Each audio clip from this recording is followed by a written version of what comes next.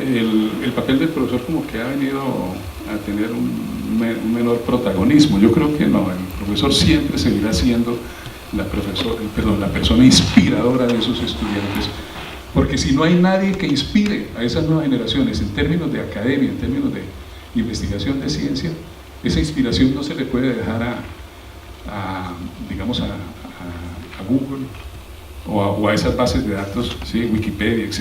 ¿Sí? Son los maestros los llamados a inspirar a esas nuevas generaciones.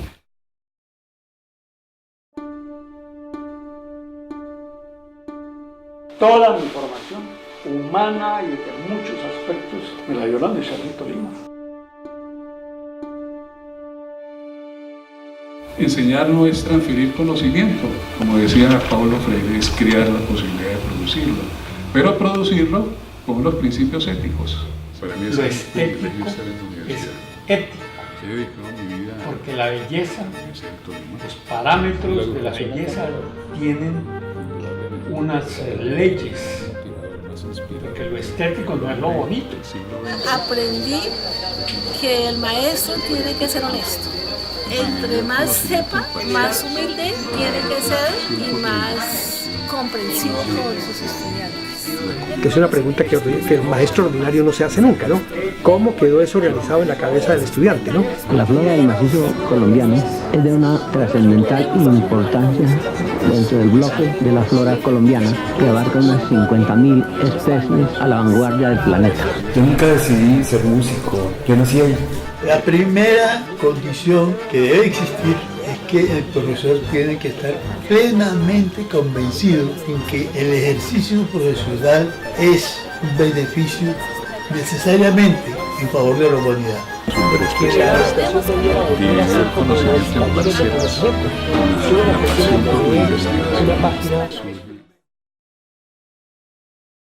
Gustavo Adolfo Vallejo, doctor en ciencias en parasitología, investigador emérito. Tuve la oportunidad de ser estudiante, alumno del profesor Vallejo, desde mi pregrado en la licenciatura de Biología y Química. El profesor Vallejo fue mi profesor de los cursos de Biología de los Invertebrados. Fue una de las asignaturas que mayor conocimiento me proporcionó durante mi carrera de pregrado, y era prácticamente un hito y una satisfacción estar en las clases con el profesor. En esa época no contábamos con las ayudas audiovisuales de hoy y era gratificante ver cómo el profesor Vallejo elaboraba todas las estructuras anatómicas de los diferentes grupos taxonómicos que hacían parte de la asignatura, de tal manera que he sido alumno del profesor Vallejo en toda la escala académica, desde el pregrado, especialización, maestría. Posteriormente fui a hacer doctorado, y en el doctorado el profesor Vallejo seguía siendo mi punto de referencia y mi consultor de primera mano en todos los procesos de formación en ese doctorado, de tal manera que ha sido toda una vida de aprendizaje al lado de mi maestro, de mi profesor, y ha sido mi maestro no solamente en la labor académica, sino mi maestro como ejemplo de vida, porque pues es una persona excepcional y ha alcanzado los más altos logros y merecimientos en la comunidad académica y científica nacional e internacional. Bueno, obviamente que la educación ha cambiado, indudablemente. Las herramientas tecnológicas hoy en día están disponibles. En las décadas anteriores, décadas del 80, del 90, prácticamente las fuentes de información eran escasas. No había internet, ¿cierto? No había, las bases de datos de literatura eran muy escasas, y entonces digamos que aunque habían bibliotecas las fuentes del conocimiento reposaban mucho en el mismo profesor, ¿cierto? Uno acudía al profesor porque ese profesor era considerado como una fuente de saber, de conocimiento. Además, si era una persona estudiosa, pues sabía mucho, ¿sí? Por eso, la estrategia metodológica de esas décadas era la clase magistral. Claro, habían talleres, habían actividades grupales, pero la clase magistral tenía una importancia, digamos que destacada, porque era el profesor el que establecía como los contenidos del curso, de la clase, en fin, los límites de esos contenidos, dictaba sus clases magistrales. Ya hoy en día lo que impera es la pedagogía activa, la pedagogía participativa. Es decir, es el estudiante el que tiene un protagonismo más importante que el mismo profesor. No podemos desconocer que el profesor es quien debe motivar, quien debe inspirar al estudiante, quien debe definir el alcance de ese conocimiento, los contenidos, etcétera, ¿cierto? Pero el papel del profesor es más motivador, más inspirador. Y el estudiante debe aprender a manejar los recursos actuales, ¿cierto?, que hay en la actualidad, porque la información está por todas partes, ¿cierto? Que pues es una PCR, al usar una PCR sobre una reacción repetitiva del gen B1, como es el gen B1, entonces obtienen una amplificación de incluso una muestra con 10 organismos, o sea, con 10 parásitos, en una muestra que tenía también 1000 leucocitos humanos, una muestra con ADN representando 1000 leucocitos humanos. El aporte científico a nivel nacional tiene que ver con la explicación de los fenómenos epidemiológicos en torno a la enfermedad de Chagas. La enfermedad de Chagas es causada por el Trypanosoma cruzi, un parásito que se encuentra en el insecto conocido como chinche y se transmite por picadura del insecto mezclada con sus heces o en alimentos que contamine o en transfusiones, en parto o en donación de órganos. Entonces, el profesor Vallejo ha aportado en la dinámica de los vectores transmisores de la enfermedad. El profesor Vallejo ha hecho aportes valiosos en la caracterización de los tripanosomátidos asociados a la enfermedad de Chagas. El profesor Vallejo ha hecho aportes valiosos en la identificación de los genotipos circulantes de los dos tripanosomas, Trypanosoma cruzi, que es el patógeno causante de la enfermedad de Chagas y causante de una tasa de mortalidad alta en nuestro país, pero también ha hecho aportes valiosos en la identificación, en la caracterización y en el genotipaje de Trypanosoma rangeli, que si bien es cierto, es un parásito hasta ahora considerado no patógeno para el hombre, tiene que ver con Trypanosoma cruzi, porque ellos están compartiendo el mismo ecotopo, los mismos vectores y están en las mismas comunidades humanas. Nosotros aquí hemos trabajado con un enfoque que lo hemos denominado como el enfoque epidemiológico, es decir, conocer la dinámica de transmisión del parásito, ¿sí? Porque estos parásitos son complejos y la forma de transmisión también es variable. De manera que desde hace ya varios años nos hemos dedicado a estudiar el parásito y estudiar su diversidad. Entonces, en el caso de Trypanosoma cruzi, se pueden detectar 8 tipos diferentes de Trypanosoma cruzi. Ahora, también hay que destacar el aporte para la sociedad que ha hecho el profesor Vallejo.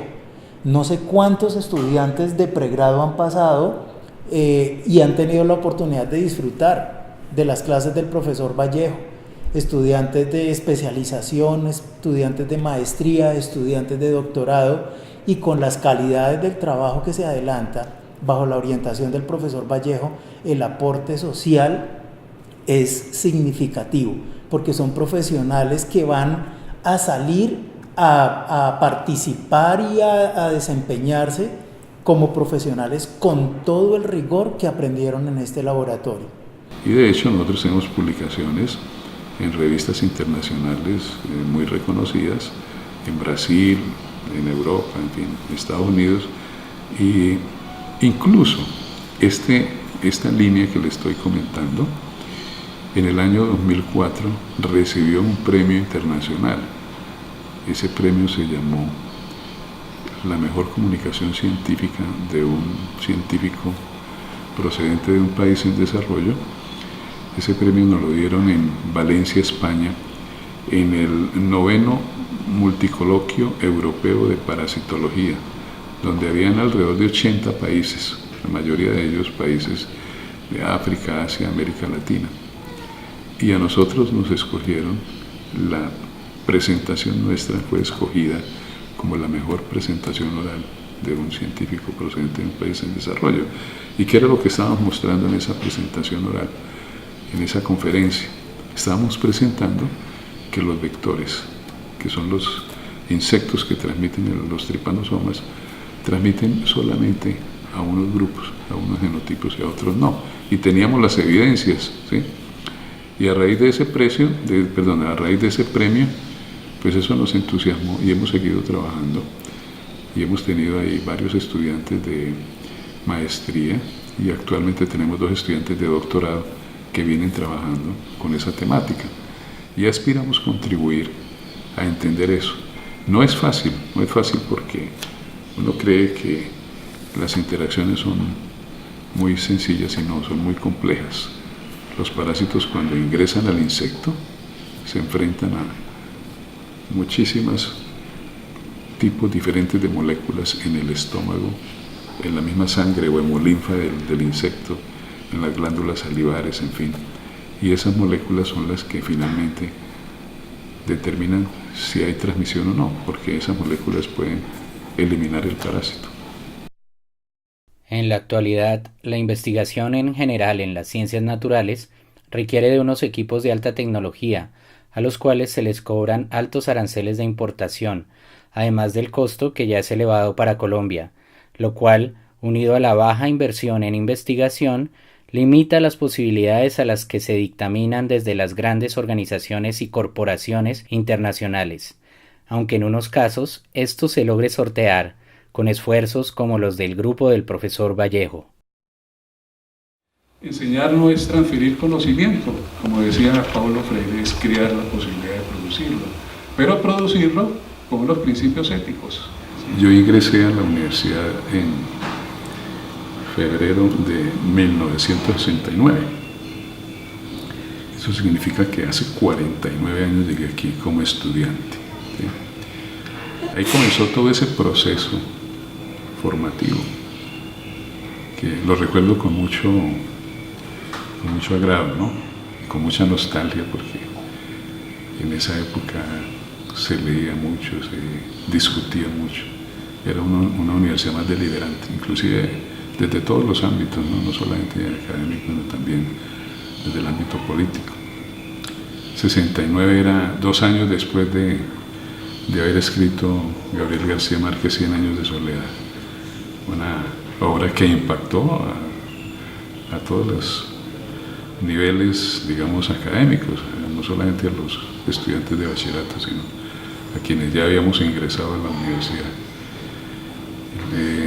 Y ahí comenzó ese proceso formativo. Yo ingreso después como profesor en enero de 1974, es decir que ya cumplo en este momento, tengo 44 años de ser profesor, ¿sí? He dedicado mi vida a la Universidad del Tolima. Si hiciéramos cuentas, no sé qué porcentaje de mi vida la he transcurrido aquí en esta institución, probablemente más del 70%, ¿sí? El valor de lo que uno deje es muy difícil que uno lo defina de manera individual, de manera personal, ¿sí? Porque en asuntos académicos y científicos quien valora es la comunidad, ¿sí? Es como cuando uno escribe un artículo, un libro, una obra, el impacto de esa obra la define la sociedad, la define la comunidad. La Internet trajo la revolución en la información y entonces eso dio paso a traer nuevas tecnologías, incluso en la microscopía. Tenemos aquí un microscopio de comienzos del siglo XX y a medida que fue evolucionando entonces tenemos ya equipos de nueva generación que los aprendimos a utilizar aquí en la universidad. Y estos avances tecnológicos hoy nos han llevado a trabajar ya con moléculas como el DNA y el RNA, tener las secuencias de nucleótidos de cada una de esas moléculas, es decir, que hicimos el abordaje hacia la secuenciación del DNA y la secuenciación del RNA, y eso nos dio las bases para entrar ya a la proteómica. Entonces, también al uso de todas las bases de datos nacionales e internacionales, y también a entrar a abordar todo lo que la bioinformática le puede proporcionar al investigador como herramienta para poder resolver sus problemas. Fuera del conocimiento básico que genera la investigación, ¿sí? Porque siempre se ha dicho que la investigación tiene que fundamentalmente ser orientada por la curiosidad, ¿sí? Es decir, por las preguntas que el investigador se haga acerca de un fenómeno que está observando. Pero fuera de esa investigación básica, en el campo de la parasitología existen 3 áreas de aplicación, ¿sí? Que son el desarrollo de técnicas de diagnóstico, ¿sí? Métodos para averiguar si una persona está infectada o no, ¿cierto? El desarrollo de drogas para el tratamiento, ¿sí? Y el desarrollo de moléculas que tengan capacidad de ser utilizadas como vacunas, ¿sí? Esos tres campos son los 3 campos de aplicación de la parasitología. Nosotros no estamos trabajando en esos 3 campos. Estamos trabajando en la investigación, digamos, en la epidemiología básica, pero esa epidemiología básica es el punto de partida para poder llegar a desarrollar métodos de diagnóstico, para desarrollar métodos de tratamiento y para desarrollar vacunas. Existen 7 problemas globales y que estos problemas son para todo el mundo, no son para los países desarrollados o los países en vías de desarrollo. Y esos problemas globales están ahí planteados, el cambio climático, sus efectos y control. El año pasado trajimos a un conferencista, a un capitán de navío, es oceanógrafo especial, el mejor oceanógrafo del país es considerado, y él mostró en la conferencia que dentro de unos 30 o 40 años muchas de las ciudades de la costa norte van a tener serios problemas de inundación por el deshielo de los polos y por el cambio climático, etc. Entonces, eso del cambio climático es una realidad. Sí, efectivamente, la ciencia es decir, la ciencia y la comunidad científica es la llamada a tratar de resolver los problemas que ha surgido la actividad antrópica. Entonces, esa actividad del hombre ha generado varios problemas. El cambio climático es consecuencia de la actividad humana, aunque muchos traten de decir que no es cierto, ¿sí? Resulta que el hombre utiliza combustibles de origen fósil como son la gasolina y el carbón, ¿cierto? Y la combustión de estos materiales genera gases de efecto invernadero, ¿sí? Y como eso no se está haciendo solamente en unos pocos lugares, sino en todo el planeta, ¿sí? Todas las 24 horas del día generando gases de combustión de estos combustibles fósiles. Eso va llegando a la atmósfera y eso es lo que hace que se presente una modificación en los patrones, digamos, de lluvia, ¿cierto? En los patrones climáticos, en los cambios de clima. De hecho, Ibagué se volvió una ciudad, digamos, muy caliente, 100 años atrás, en el siglo pasado, digamos, Ibagué era una ciudad más fría, y eso se puede evidenciar por las fotografías que hay en los archivos, en los museos. Todo el mundo usaba ruana y sombrero. Hoy en día no, hoy en día la gente anda más bien como si fuera una ciudad bastante tropical, bastante cálida, es decir, con la ropa propia para este clima. Digamos, problemas a solucionar es sustituir esos combustibles de origen fósil por otras fuentes de energía, ¿sí? Es decir, sustituir esas fuentes de energía que podrían ser la misma luz solar a través de paneles solares, puede ser también la energía eólica, la energía del viento, ¿cierto? Y entonces, con ese tipo de energías es posible que entonces se pueda resolver el problema del uso de los combustibles fósiles. Pero adicionalmente es necesario eliminar esa capa de gases de efecto invernadero, y la única manera es hacer reforestación. ¿Por qué? Porque se sabe que el vegetal crece como consecuencia de un proceso de fotosíntesis. ¿Y la fotosíntesis qué es? La fotosíntesis es coger el gas carbónico, que es un gas de efecto invernadero, hacerlo reaccionar con agua, y con eso se producen la celulosa y todos los materiales de los que están construidos los vegetales. Entonces, la eliminación de esos gases de efecto invernadero se puede lograr a largo plazo mediante reforestación. El hombre del siglo XX es un súper especialista. Dividió el conocimiento en parcelas, ¿sí? Y cada profesional se dedica a trabajar una parcelita del conocimiento, pero es completamente ignorante del resto de los saberes. Y cuando hay ese aislamiento de la posibilidad de enfrentar los problemas desde una perspectiva interdisciplinaria, esa posibilidad es cada vez menor. Para mí ha sido un privilegio estar en la universidad, y todo lo que he podido hacer, todo lo que he aprendido, ¿sí?, lo he recibido de unos maestros que he tenido y que también tuve el privilegio de estar con ellos en determinados momentos de mi formación. Yo simplemente coloqué aquí de una manera arbitraria los que fueron profesores míos, ¿sí?, pero que los consideré como excelentes. A mí me parece que hicieron excelentes contribuciones.